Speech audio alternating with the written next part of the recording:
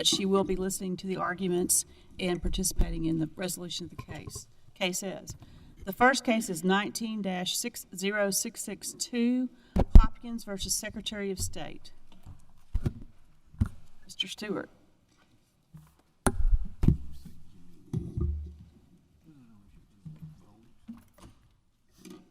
May it please the Court. I'm Scott Stewart on behalf of the Mississippi Secretary of State. This case involves 5 facial claims to 2 parts of the Mississippi Constitution. The Eighth Amendment claim has, of course, taken center stage in the case, and I'd like to get right to that issue. But before I do, I want to address briefly, perhaps in just about 6 sentences, the 4 other claims in the case, in case I don't get to return to them. The plaintiffs bring an equal protection claim against Mississippi's permanent disenfranchisement of felons. Excuse me, would you speak up, please? Of course. Thank you, Judge Jones. Briefly to address the 4 other claims in the case. The plaintiffs bring an equal protection claim against Mississippi's permanent disenfranchisement of felons, and they bring 3 claims against Mississippi's legislative process for re-enfranchising felons. The panel was right to reject all 4 of those claims. Supreme Court precedent squarely forecloses the plaintiff's claim that the Equal Protection Clause bars a state from permanently disenfranchising felons, and the plaintiffs lack standing to sue the Secretary, the only defendant they sued in this case, over the legislative process for re-enfranchising felons. The Secretary has no involvement in that legislative process, so he does not cause and cannot redress the plaintiff's injury. We're quite content with the panel's ruling on those 4 claims. We feel differently about the panel's ruling on the Eighth Amendment claim, of course, and I'll now move to that. I'd like to cover both why Supreme Court precedent, in particular Richardson versus Ramirez, forecloses that claim, and why the claim fails as a matter of law. Can you please move closer to the microphone or else speak up? Sure, I apologize, Judge Elrod. With respect to Richardson versus Ramirez, that claim has really 2 key pillars to it. The first pillar is that Section 2 of the 14th Amendment means what it says. It recognizes that a state may disenfranchise felons. It may do so permanently. And the second pillar of the case is that Section 1 of the 14th Amendment does not override Section 2. That reasoning applies fully here because to credit plaintiff's claim would be to rule that Section 1 of the 14th Amendment overrides Section 2. It's only through Section 1 of the 14th Amendment that the Eighth Amendment applies to the states. So as a structural constitutional matter, which was critical and central to the court's reasoning in Richardson, the Eighth Amendment claim fails as a matter of law. I would emphasize the facial nature of the challenge here. There was a similar type of a claim at issue in Richardson, this question of, hey, does the Equal Protection Clause flatly bar the disenfranchisement of felons, despite the 14th Amendment's other protections for the right to vote? The court said no, it does not flatly bar that. And again, by a parity of reasoning, the Eighth Amendment here does not flatly bar the permanent disenfranchisement of felons. The plaintiffs have raised a number of responses to that. The panel raised a couple of them.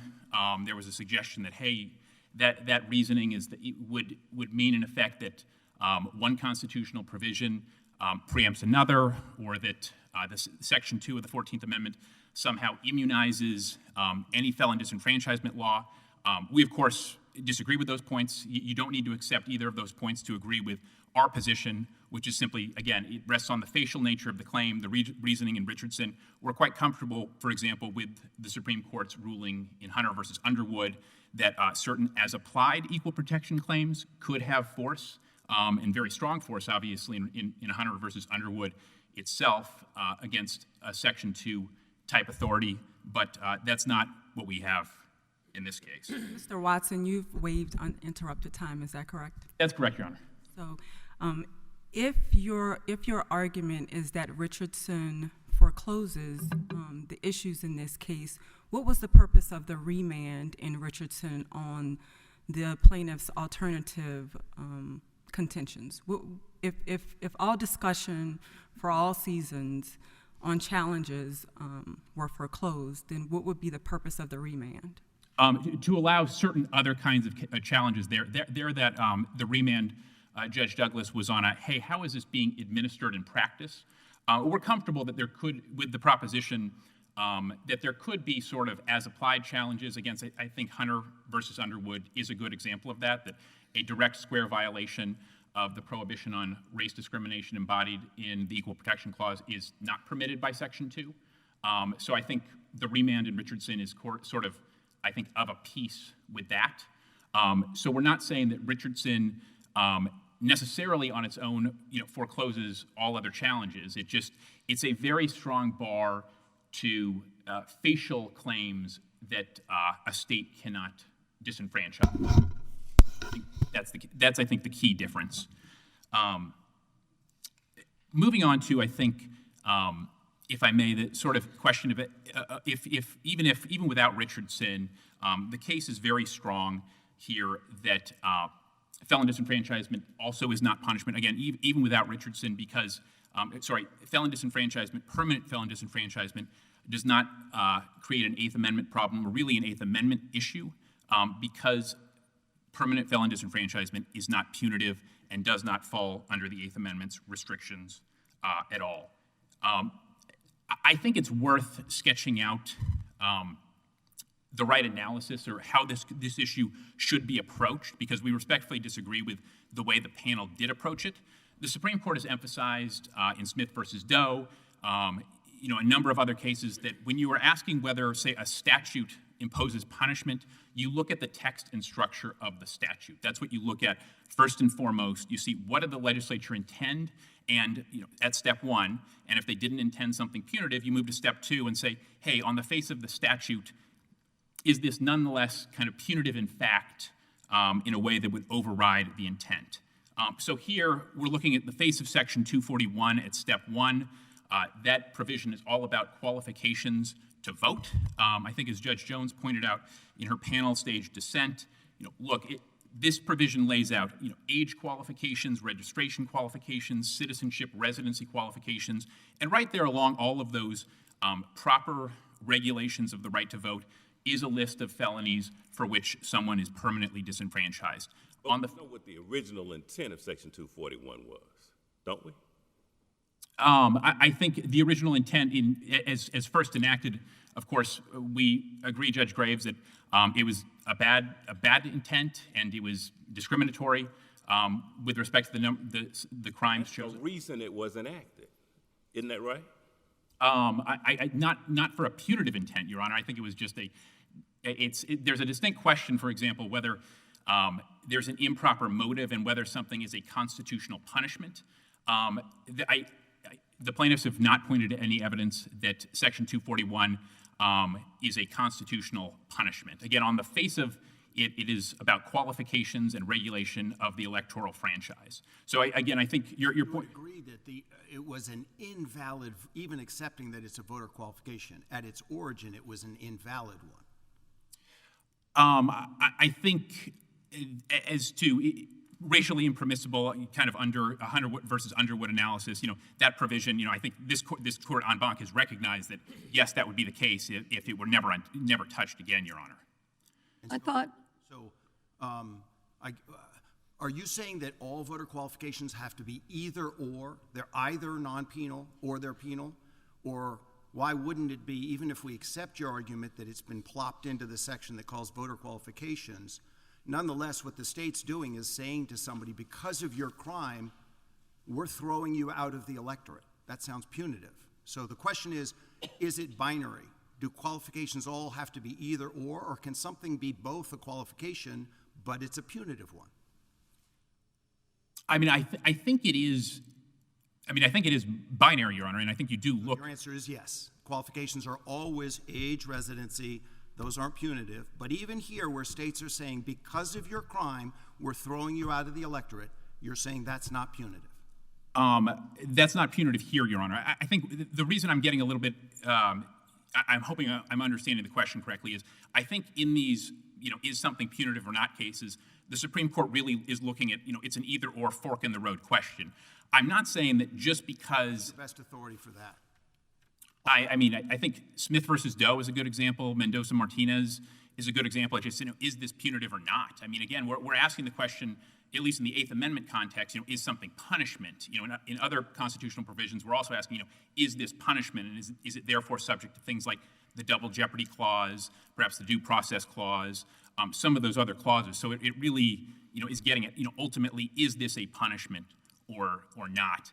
And what I'm saying is that, you look, as Smith versus Doe and other cases tell us, is you look at the text and structure, and here, all of those markers, as I think the Supreme Court put in Kansas versus Hendricks itself, is nothing on the face of Section 241 shows a punitive intent. It shows, again, just qualifications for electors, qualifications for the right to vote. And it's the text and structure that you look at for that. And it's at the second step where you can say, okay, whatever the intent is it punitive in fact, or is it overcome? Now, it's a steep burden there, especially on a facial challenge. I mean, the plaintiffs have to provide the clearest proof to overcome what on its face is a non-penal regulation of the franchise. And here, moving to those factors, Your Honor, they just haven't done that. I mean, felon disenfranchisement, we've cited cases going back well over a century recognizing that in our country's tradition, felon disenfranchisement is not a punishment. It does not serve the ends of punishment, deterrence, retribution, those sorts of things. It has a non-penal aim of regulating who is fit to be involved in making our laws, which is a very, very serious subject. My friend, Mr. Youngwood, emphasizes, hey, look, voting is really important. It's a fundamental right. And look, voting is important, but voting is not just a right, it's a significant responsibility. I mean, it's the act of trying to control other people's lives. And what the Second Amendment and what our traditions recognize in disenfranchising felons for so long is that, there are certain features of character and judgment that felons, people convicted of those kinds of offenses, show that they are potentially incapable of proper. The category we're talking is not just people convicted, it's people who citizens of Mississippi who have successfully, completely fulfilled their sentences. Correct? That's right, Your Honor. So just doing the math, how many states presently permanently disenfranchise a significant number of their citizens who have fulfilled their entire sentence, and states don't give First Amendment exceptions, nor do they limit it to violent crimes, murder, and rape? How many states are in that little Eighth Amendment orbit that we would be looking at?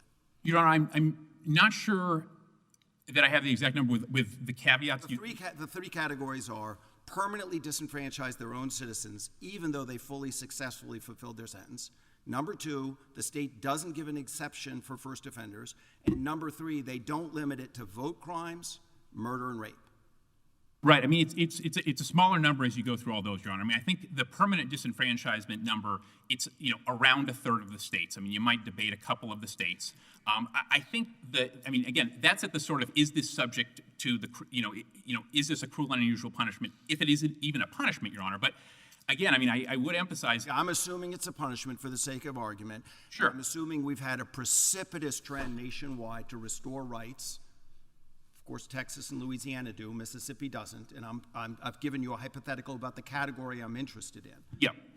But what you began your argument by saying, well, the Constitution can't declare itself unconstitutional, essentially. Section 1 can't invalidate. That hasn't been the story in the Eighth Amendment context, right? The Fifth Amendment recognizes capital punishment 3 times, and yet we've got the entire line of Eighth Amendment law overturning state laws. Well, I think it's a little different there, Your Honor, because I don't think you have kind of a square, like you can execute, any offender for whatever the offense is kind of a prohibition, even as the Constitution recognizes capital punishment. We do in Section 2 have a square recognition. States can disenfranchise. It doesn't impose any temporal limits on that, Your Honor. So I think the Eighth Amendment kind of runs into a much kind of clearer, firmer bar in Section 2.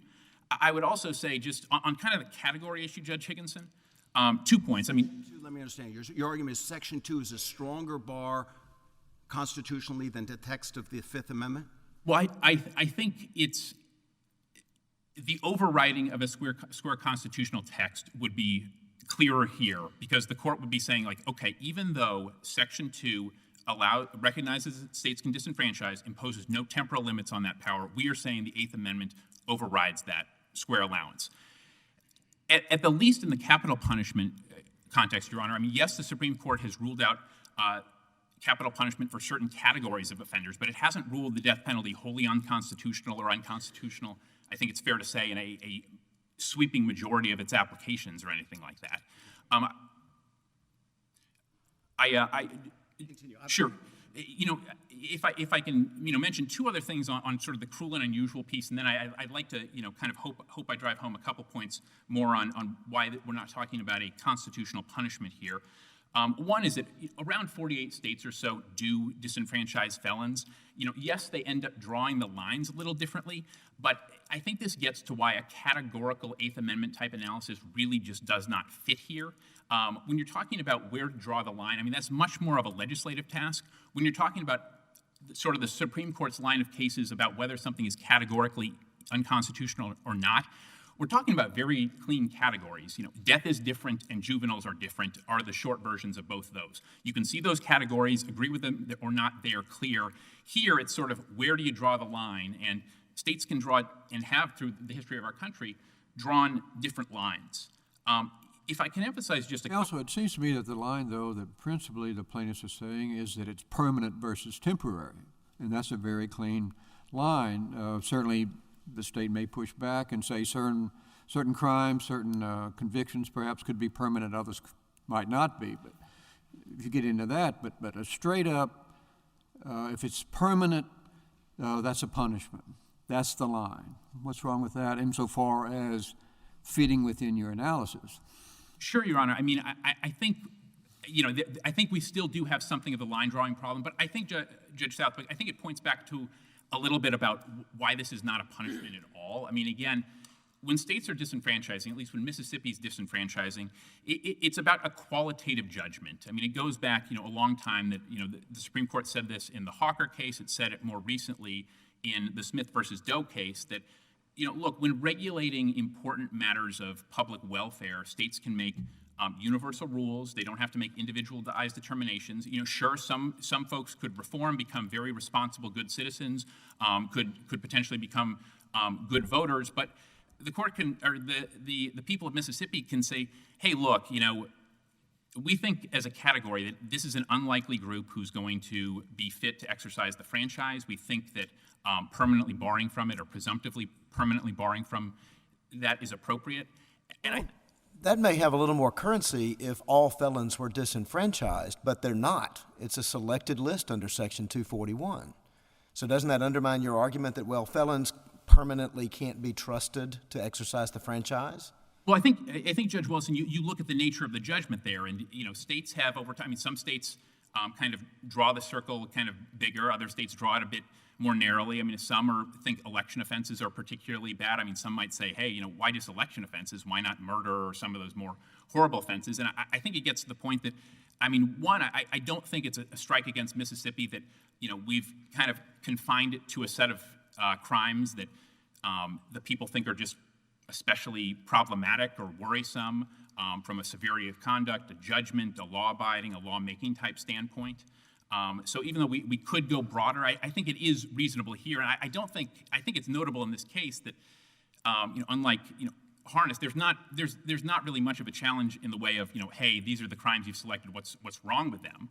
I guess the question is, at what point does the state's policy judgment become so random that offends the Constitution?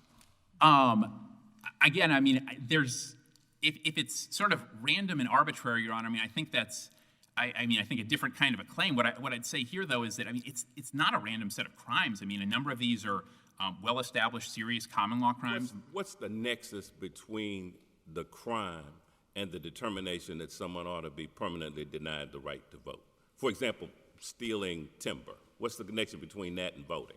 Sure, Your Honor. So I want to answer that directly, but, you know, can I first emphasize just one point in response to the timber theft? It's that, again, I think it's important to recognize this is a facial claim. So the plaintiffs do like to emphasize timber larceny, but again, I mean, they've gone after everyone, all of its applications, just gone after the entire thing. So they only really get so much from the timber larcenist.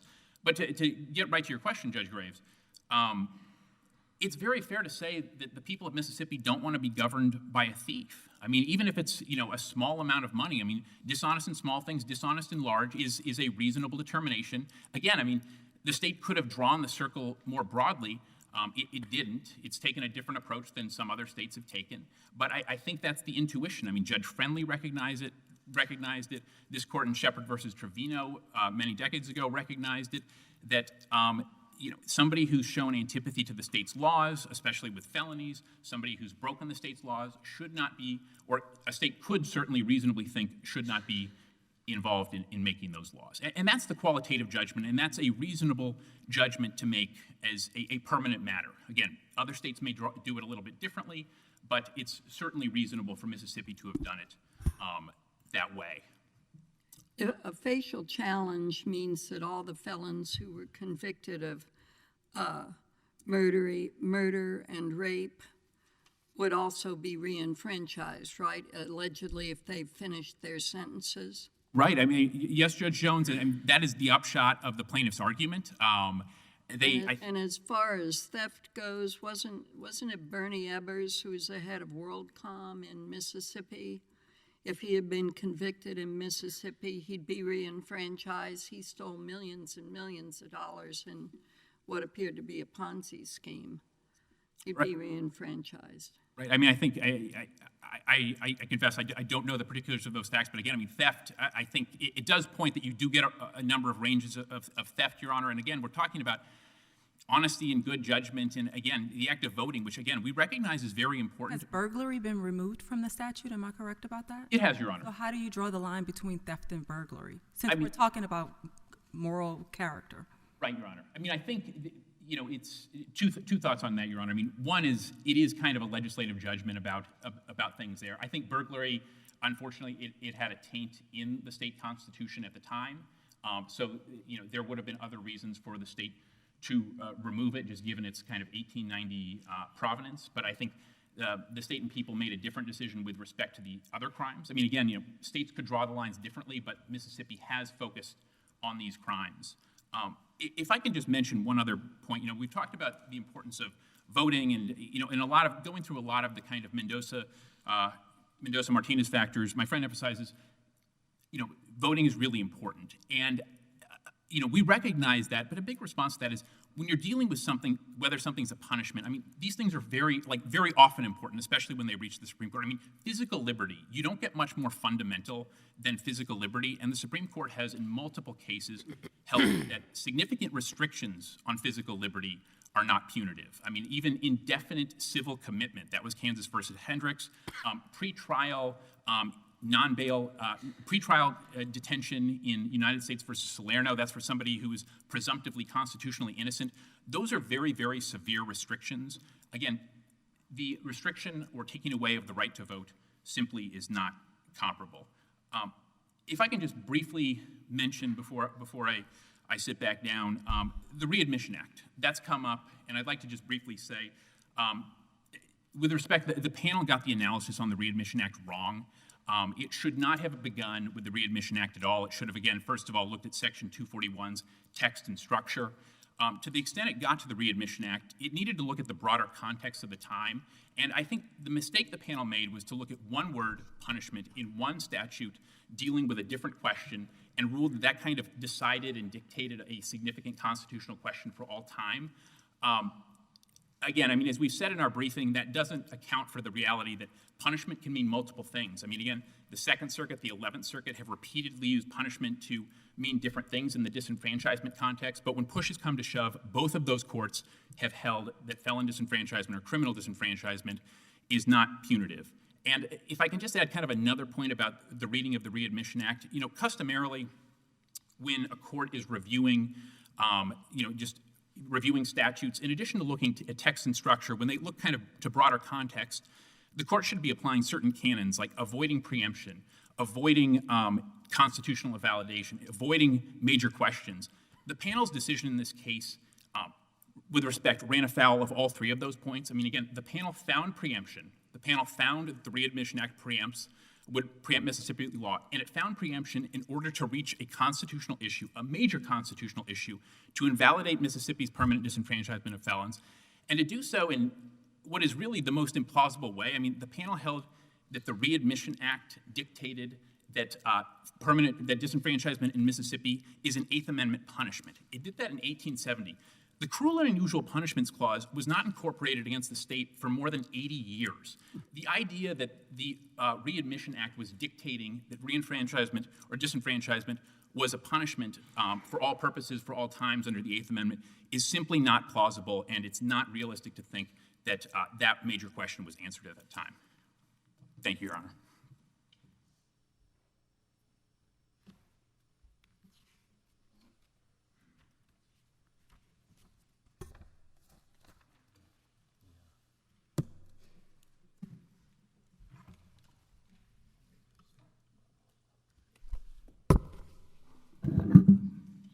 Good morning, Your Honors. Jonathan Youngwood for the plaintiffs, and may it please the court. I've also waived any uninterrupted time, but I do want to begin with this. I'm going to focus on the Eighth Amendment. We don't waive any of the other arguments. I'm happy to address them if the panel has questions. But the panel's decision in this case turned on the intersection of two bedrocks of our society: the right to vote, the fundamental right to vote, and the right to be protected against cruel and unusual punishment. It's important to recognize, however, what this case is not about. It is not about whether or not permanent disenfranchisement for certain crimes is barred by the Eighth Amendment. Our class is defined only to include individuals who have completed their sentence. Our positions and arguments, this case, does not rule out the possibility that some crimes that the Mississippi legislature has identified as ones deserving and then enforcing lifetime imprisonment, and those include most of the most heinous crimes that have been raised. Those are not what this case is about. Those cases might well, those individual circumstances might well result in a citizen never voting again. But what is unconstitutional in 2024 is imposing punishment, the punishment of disenfranchisement beyond the sentence for the crime, and continuing that undemocratic punishment for the rest of an individual's life. I want to start with Richardson. Spell that out a little more. I agree with you, murder and rape, the likely sentence is going to be very long and disenfranchise on that argument. But what about election crimes? Those sentences are going to be short. Those defendants will have fulfilled them. Is your position, given that it's a facial attack, that we would have to say no state, because of the Eighth Amendment, can permanently disenfranchise someone who's been convicted of an election crime and fulfill the sentence? Is that where we would have to?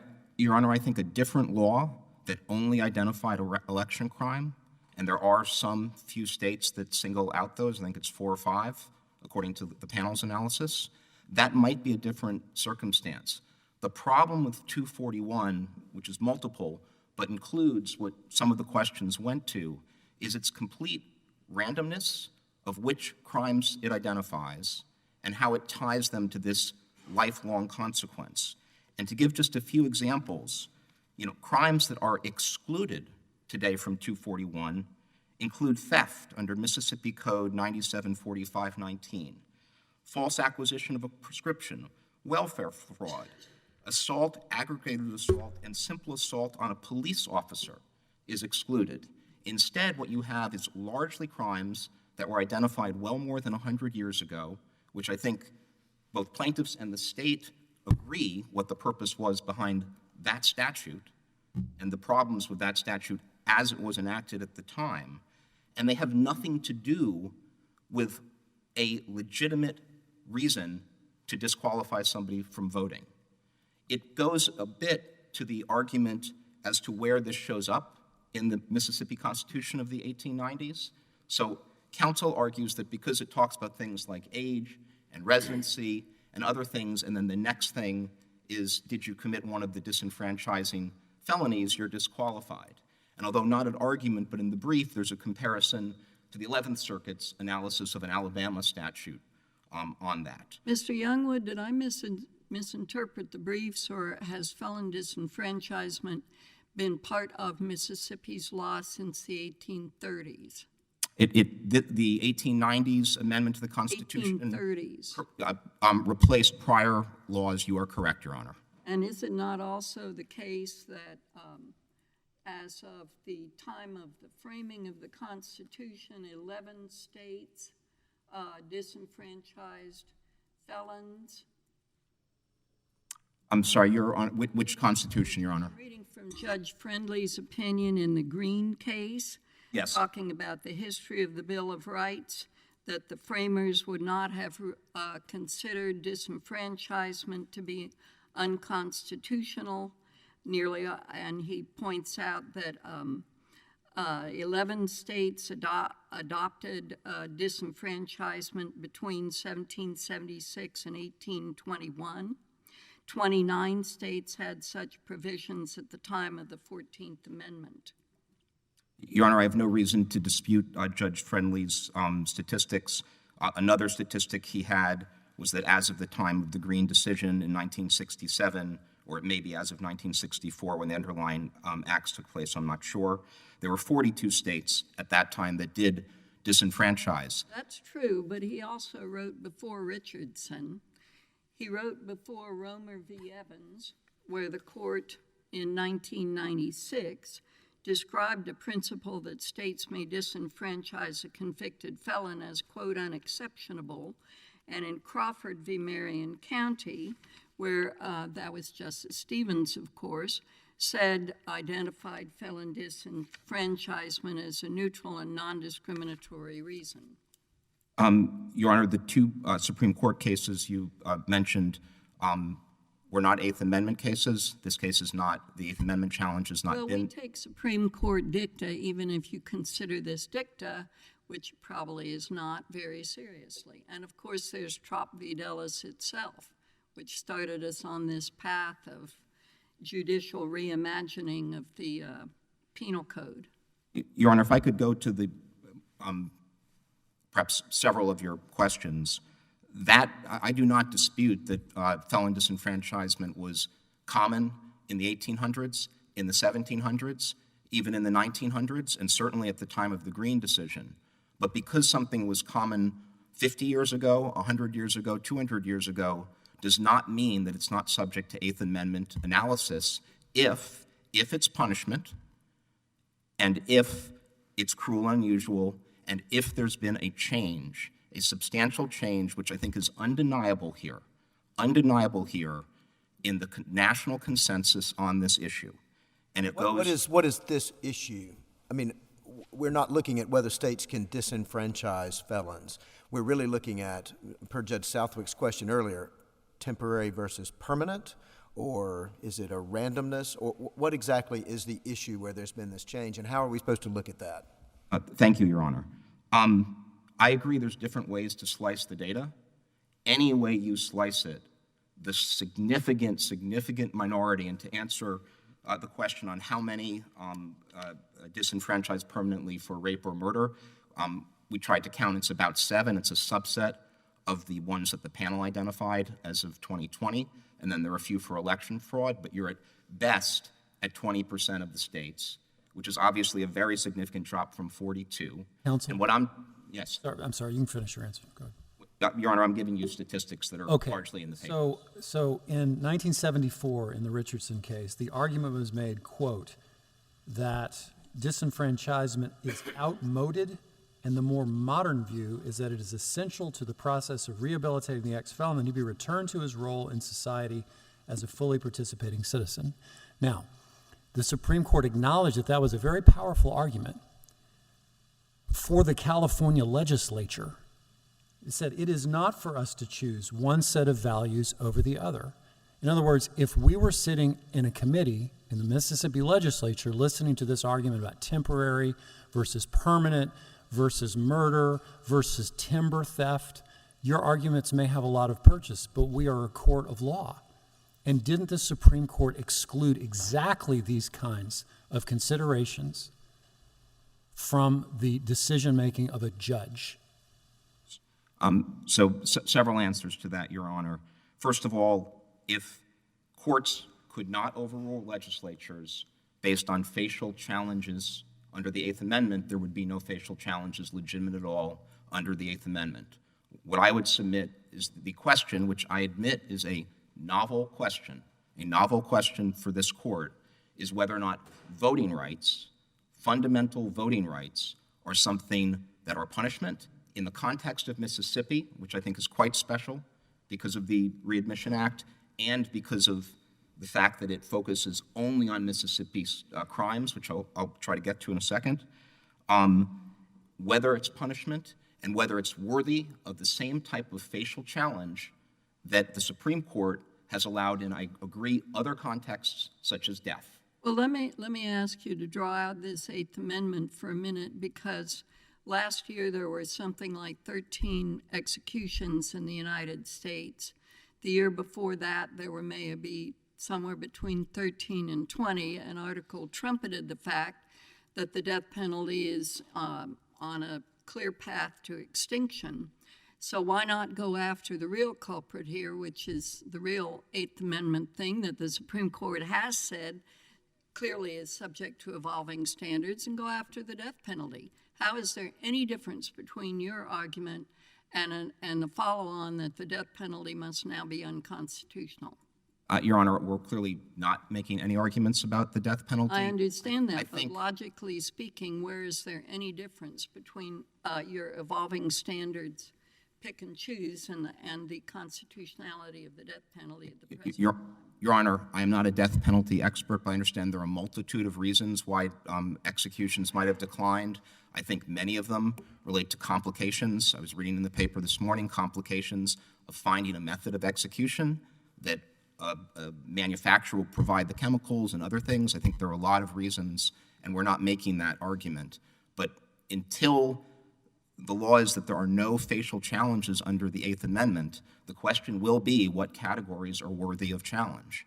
And yes, Your Honor, if somehow 40 of the 50 states were moved towards no death penalty, somebody might come before you and make that argument. I can't say they wouldn't. Suppose the Mississippi legislature over here. Oh, over here. Sorry. Suppose the very strange acoustics, Your Honor. Suppose the Mississippi legislature tomorrow adopted a new disenfranchisement rule, all felonies. What's your position on that? My position would be perhaps weaker, but the same, Your Honor. Or at least it would not contain all the elements of this being completely, honestly random. Doesn't that conflict with Richardson? Because I thought the whole point of Richardson was that the Section 2 framework of 14th Amendment essentially gets rid of Section 1. This is literally a Section 2 hypothetical that I'm giving you, right? All crime. Yeah, no, Your Honor, I think it's quite clear that Section 2 doesn't get rid of Section 1. Your own concurrence and harness acknowledge that there are other parts of the Constitution that might apply. As the question before, Richardson itself. Right, but that's why I'm asking you this question, right? My concurrence made clear if you enforce a disenfranchisement in a particular way, a racist way, a way that only Democrats or only Republicans, a First Amendment violation, of course there could be execution problems. I'm giving you the hypothetical that nails this down. All felonies are now subject to disenfranchisement. Why is that not exactly what Richardson was talking about?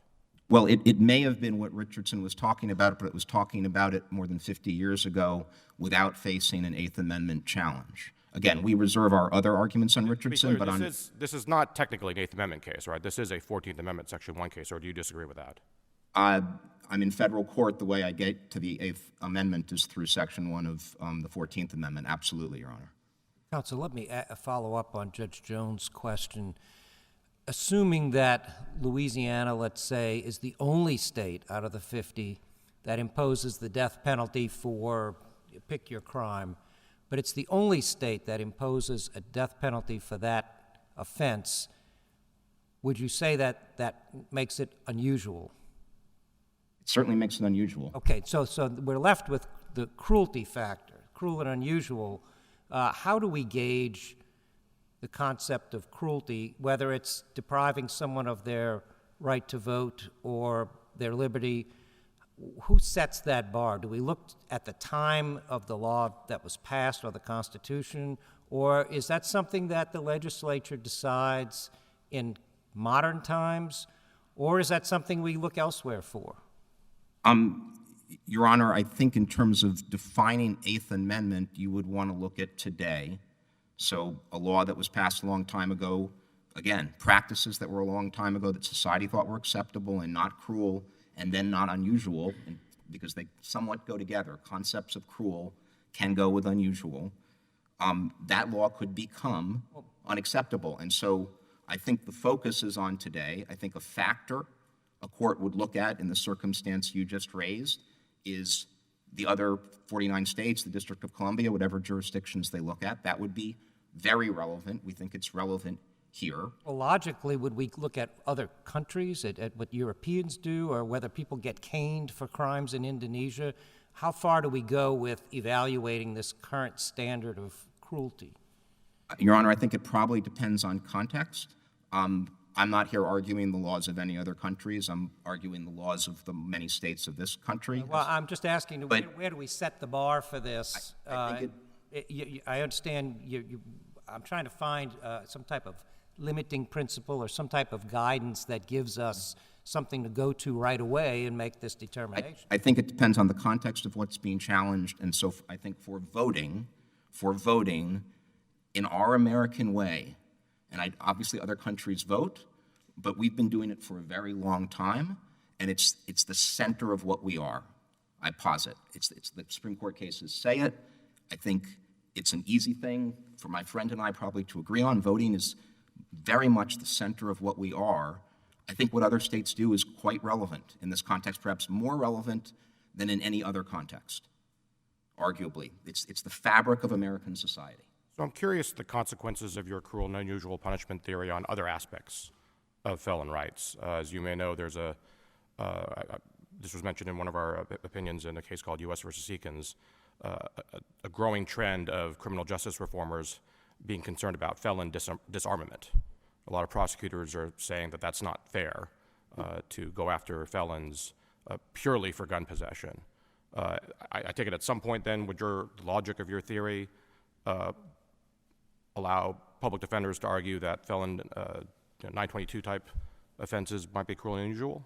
Yeah, again, Your Honor, not my case, but my reactions are that's different. It's different. You see why I'm asking. I'm taking the logic of your cruel and unusual theory and applying it to other types of rights, such as felon disarmament. And I think the question's been raised, perhaps by Judge Jones at the first argument on other recreational activities or on sitting on a jury. And I get that there are lots of other rights. And this one's an express enumerated right that I'm talking about, the Second Amendment. Yeah, but can't be lawyers most places. Isn't that an infringement on their fundamental rights? So there are cases on lawyers, there are cases on physicians. I think that is, Judge Jones, a property right. It's a different type of, it's a licensing right, and it is different than voting. And I will say that if I cannot convince you that voting is in some way different than a lot of the things we're talking about, then I will not convince some of you. Well, that's why I mentioned the Second Amendment. First, it's happy to express constitutional right. I assume I think the Second Amendment, at least as much as the right to Yeah. vote. How would that analysis apply to 922G? Well, recognizing that the Second Amendment does guarantee certain rights to bear arms with certain restrictions. It's not, in my view, as broad as the obvious right to vote without restrictions, right? The Second Amendment is a much more complicated amendment in certain circumstances. I would say the statute. Right. If you have a felon who also involves some of these other circumstances, fine, we can have that conversation. But again, if it's cruel and unusual to deprive a felon of one right, I'm assuming we would apply that to other rights. Why favor voting over other express enumerated constitutional rights? I think to answer your question, Your Honor, it might apply to other rights. It does not seem to be as strong an argument, in my view, as the one I'm trying to make to you today. Why is that, though? Because I guess what I'm wondering is if we rule in your favor, hypothetically, why wouldn't the next move be federal public defenders across our circuit raising Eighth Amendment objections to 922 convictions? I just think that would be a natural. I would do it if I were an FPD. Because they'd have to go through each of the hurdles that I must go through here. Oh, sure. Is it punishment? But there is a trend of people talking about felon disarmament being a bad policy. Again, I don't have the statistics, Your Honor, but I don't know that no more than, depending on how you count, 1 out of 5 states, and frankly, I think there's a way here to count that it's really only Mississippi and Virginia that have the laws exactly as extreme, and by that I mean in only those 2 states by our count, is every disenfranchised crime, every one in the permanent list forever till you die. And those, so I can actually tell you, to answer the question, how do we count? I can count that we're one out of, that the state of Mississippi is out of 25, and in fact, markedly is different than Louisiana and Texas, the other two states that make up this circuit, which, some number of years ago changed their laws toward the national consensus. Counsel, you're talking about how to do the numbers. It seems to me that your argument really is a categorical argument, in part by what Judge Duncan quoted from Richardson and what you know fully well, that what is a legislative judgment? It seems to me if you're looking at individual crimes, even if they seem like a random list, that is still a legislative judgment. It seems to me your principal argument that would withstand that is really looking at the category of permanent versus temporary. And I mean, whatever merit either one of you has in your arguments, it does seem to me there's less merit in your argument that there's a problem with the list than there is merit potentially in your argument that there should be no list for permanent disfranchisement. And so if Your Honor, that is a clear category, it's a bright line, and it's one that if we go to the numbers, the trend is overwhelming, from 42 in the 60s to 32 in 1974 to 21 in 2000 to 15 in 2020, and arguably a few fewer today. And so there is a huge trend, a huge national consensus. I do think the fact that the way Mississippi does it is notable, and I think the fact that most of those states that are in that 15 actually don't do it for, well, most, meaning all but two, don't do it for their all of their disenfranchising crimes, feeds into both the unusualness and actually the punishment aspect of it. Because I think while this is not we are not bringing a racial case, this is not harness, at least not the 241 challenge. The 253, where you get to it, does have a racial aspect. It feeds into the punishment thing. And what I wanted to get to, because it is a comparison with the Thompson case in the 11th Circuit looking at Alabama, and it goes to counsel's argument that, look where this is, it's in the categories. There's a huge difference between the Alabama statute, which also says you have to have lived there a certain amount of time and age, and Mississippi, which has those same types of provisions. And the difference is, and this is very much in the briefs in the Alabama case, in Alabama, you are disenfranchised if you committed these crimes anywhere. So if you committed them in Mississippi and moved to Alabama, you would be disenfranchised. The converse is not true. If you're in Alabama and commit a crime and move to Mississippi, Mississippi doesn't speak to you on this subject. And the distinction that the counsel made in that case, and the court makes specifically, is that it couldn't be penal in Alabama because Alabama has no ability to punish somebody from Mississippi for committing a crime. In Mississippi, and this goes to all the subjective factors as to why this is punishment, even if you get past the Readmission Act, which I don't think you can, but if you do, it shows that in passing this, they were tying it directly to scienter-based crimes that somebody was convicted of. And in addition to years of time in prison or parole or whatever it would be, there was also the punishment of taking away the franchise of voting for life. Mr. Youngblood, back to the distinction between permanent and temporary disenfranchisement. Is it your argument that to permanently disenfranchise any felon who has completed his or her sentence violates the Eighth Amendment? This is similar to a question. I think there could be a different statute with a different history. Okay, so if a state says if you're a rapist, you served your 40 years, you served your time, but you're still permanently disenfranchised because we don't think somebody who committed rape needs to be part of the franchise, is that cruel and unusual punishment? Your Honor, it's possible if that was as narrow as the statute was, or it was very closely defined only to rape, murder, and there was a reason that it had something to do with the franchise. Maybe the answer is so horribly heinous, or you tied in a voter crime. I think it'd be an extraordinarily different case than the one that's presented. Okay, armed robbery. I served my 35 years, armed robbery. I served my time, but we still don't want people who committed armed robbery to be voting. Does that violate the Eighth Amendment? I think the broader you get, the closer it gets to this case. And also, many of those may not have been passed as punishment. This one, the history is quite clear. Stealing a car. You served your 25 years, you did your time, but we still don't want people who stole cars to be voting for mayor. Is that cruel and unusual punishment? I'd have to look at what the other states did, what the reason was. Maybe my point is probably clear at this point that these are legislative judgments. There is no judicial calculus available to tell the difference between a rapist and an armed robber or a car thief or a timber thief, for that matter. Well, Your Honor, again, the example is obviously an easy one for us, but the timber larceny one, it makes no sense whatsoever. Why not? What if someone stole my timber? Why should I want that person voting? It's my timber. It's a theft. It depends, Your Honor, if you attached it for purposes of punishment, and in that example, it's very hard for me to see why you would do it other than for punishment. Again, not our case, but it would be very hard. Here we have a clear history of what the Mississippi Constitutional Convention did when they first put this and what follows, but focusing just on that in a world where you had the Readmission Act.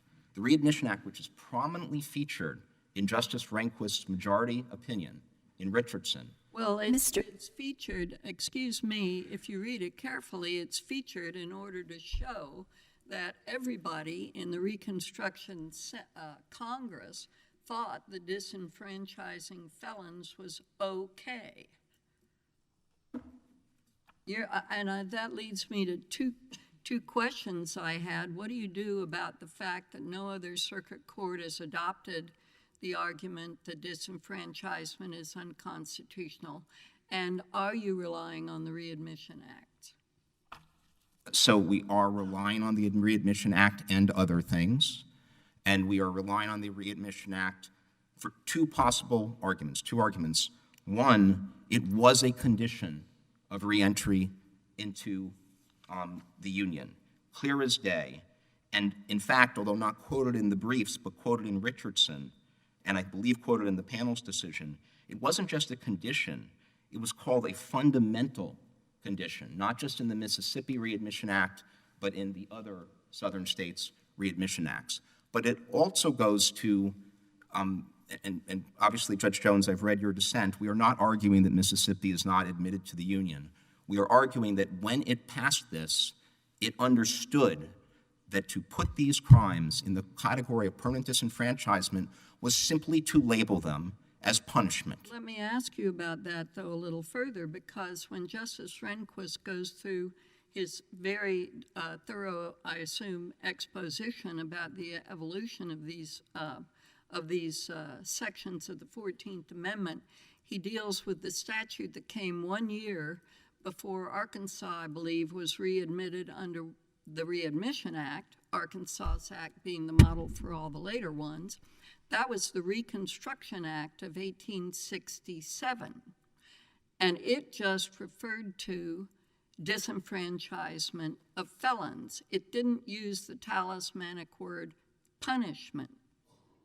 Now, doesn't that lend support for the idea that 1 year later, and of course with all the historical reference he has about the legislative intent, but 1 year later, Congress wasn't sub silentio importing some nefarious characterization of disenfranchisement that it could only be resurrected like the mummy after 1961. In other words, don't you have to, you yourself talked about the historical background, don't you have to look at the Readmission Act in terms of the 1 year preceding statute?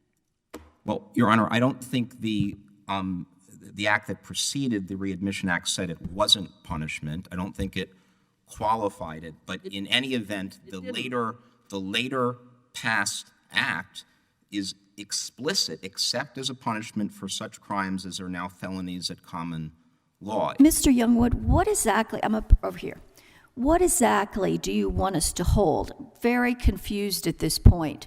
Do you want us to hold that because it's allegedly under-inclusive and over-inclusive, that somehow facially violative, because you can find particular examples that seem to not fit? Or are you asking us to say that permanent disenfranchisement is cruel and unusual, but I thought you weren't asking us that? It's very unclear to me where you specifically draw your line in this facial challenge. Could you please clarify? We're asking to declare 241 unconstitutional. The reasons are many, and they are in their brief.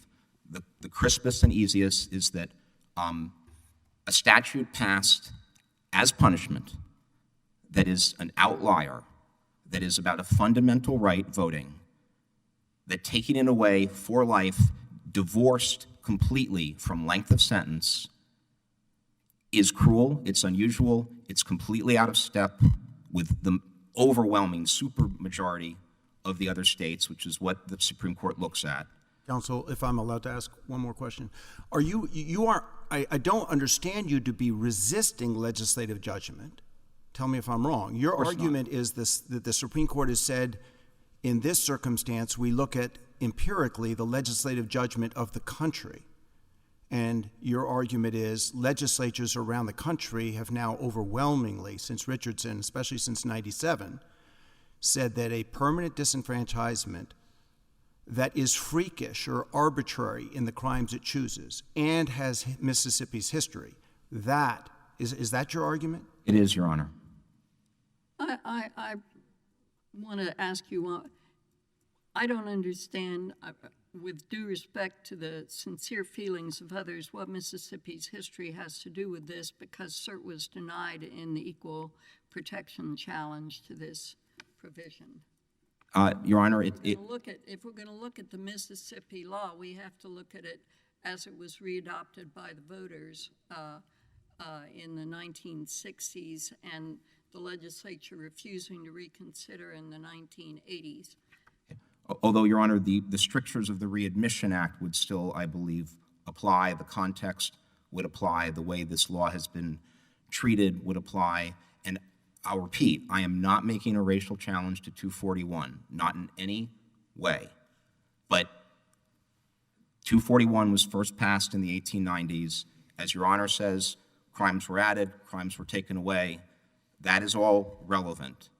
But what happened at the beginning is relevant, not as a racial challenge, but for an understanding for how the law has been treated, how it acts, and how it affects citizens in Mississippi.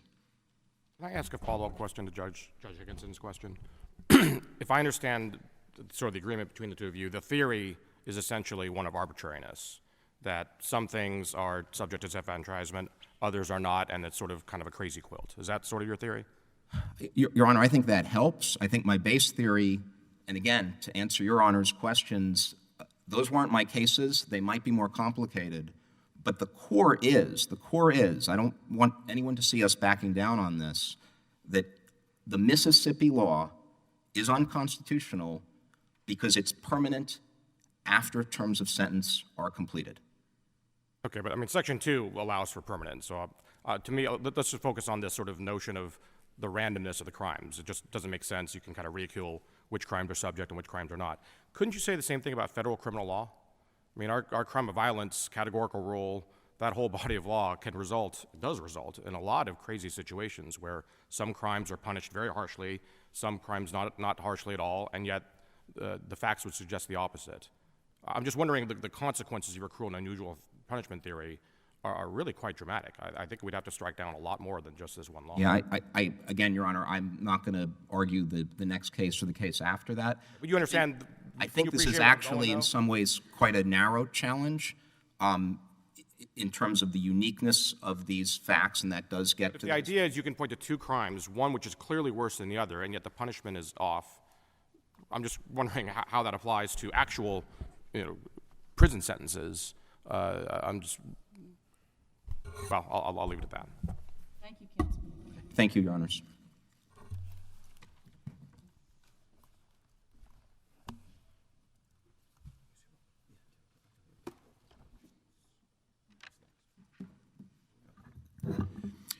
Thank you, Your Honor. I'd like to do my best to make 3 points.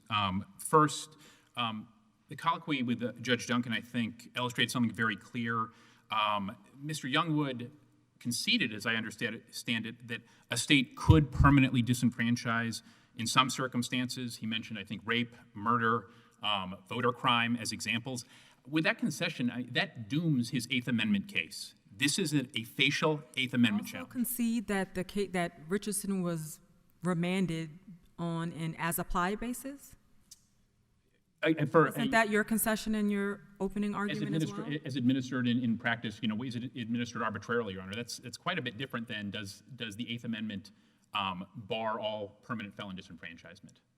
And again, the concession, the plaintiffs chose to bring this as a facial claim, as an as-applied claim. They wanted to go big. They wanted to completely knock out permanent disenfranchisement in Mississippi. That makes their burden incredibly difficult, especially when they have to show that this is a punishment by the clearest proof.